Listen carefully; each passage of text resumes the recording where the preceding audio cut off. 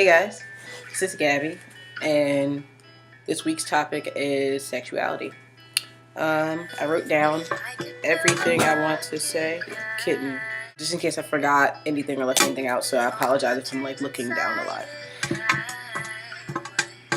I have a new kitten. His name is Korvè, and he's a tabby, I guess. This is he. He is cute. Mr. Man, bad Mr. Man. I honestly think that this is my personal opinion that sexuality, depending on the person, can be fluid. So in that, I agree with Diego, in that it just depends on a person, I guess, on an individual basis. Because I don't know, for everybody it's different. Like some people like what they like and that's it. There's no, bending that or changing that. And then some people are a little bit more flexible with it. It just depends on a person, what they like and what they're comfortable with, I guess. I have a hard time being in a relationship with them, guys, because they view me differently than I view myself. I don't completely identify with being a female, and a lot of guys that I dated sexualized and feminized me. Throughout my teenage years, I continued to have problems with my sexuality and struggle with it, and that came out through the way that I dressed, because I've always dressed very fluidly. My grandparents would call it tomboyish, but really that's just was always me. Like I would go outside in boy clothes. I was comfortable with it. I mean, they didn't want me messing up my good clothes, so I would wear that and go out and play, and I was cool with that. I had also had trouble with how I identified or related to other female-bodied individuals, which was kind of hard for me and put a negative impact on my self-image.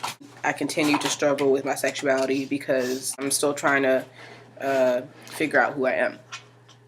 I don't necessarily agree with labels when it comes to me and who I like to date as far as gender, but to make things simpler, I like cisgendered females. Female to males, and I do find cis males attractive. I'm just not really comfortable dating them at this time. Hold on for dear life.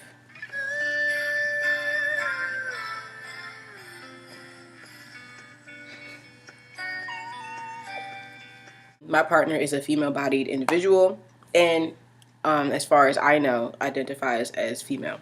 But as far as you know.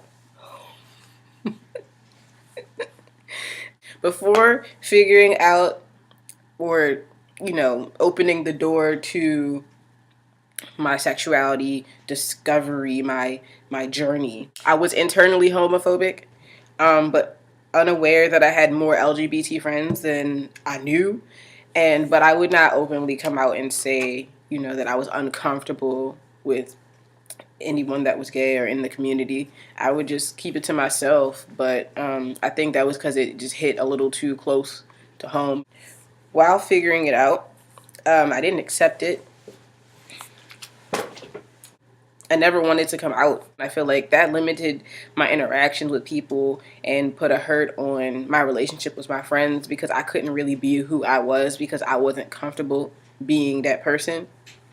And it makes me sad because I think about if when I came out, it wasn't a comfortable situation at all, but I think it had to happen that way. And I think that if I hadn't come out then or whatever, I probably would have never done it. And I had to make sure I wrote that down because it holds a certain amount of gravity for me because I'm not in that place anymore. I'm completely comfortable with who I am, even though I'm not 100% sure who I am. I'm kind of just a very fluid person. So at the moment, I'm okay with that. And it took me a while to even get okay with being who I was then. So the fact that I have a whole lot more things going on right now and I'm okay with that, it's fine because I know one day I'll figure it out. And it was also hard when I came out because my family is very religious and they believe what they believe, and yeah, let me just say that. And then afterwards, which is I guess now, I'm still just struggling to figure out who I am. And but I'm definitely, like I said, I'm comfortable with it, and I accept it as a part of who I am. It's a huge part of who I am, and I'm proud of it. Hope you guys have a good Sunday. Baby kitty.